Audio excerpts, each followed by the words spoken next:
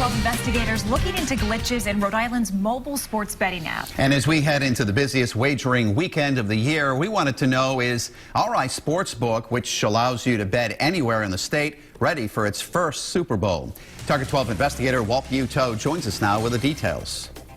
Mobile app users have complained about several issues, including login problems and funding their accounts.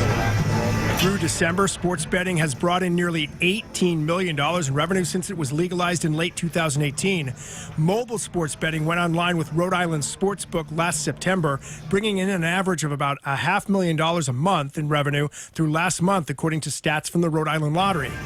IGT has heard the complaints about the app, but at this point is not saying whether or not the issues are costing the state money in lost gambling revenue. It's an app that has had some issues, but we're confident that we're going to continue to make changes in it. We're very pleased with the sports betting program in its entirety and the mobile app. The numbers are very good. The players are pleased with it. A number of mobile app users have contacted Target 12 saying they are not pleased. And Rhode Island Sportsbook has been ripped in the App Store comment section with 180 mostly negative remarks and an overall rating of 1.5 stars. Several have claimed the app routinely crashes on Sunday. About 2 weeks ago, someone called it the worst app of all time. Last Sunday, a gambler echoed a frequent complaint saying they couldn't log on.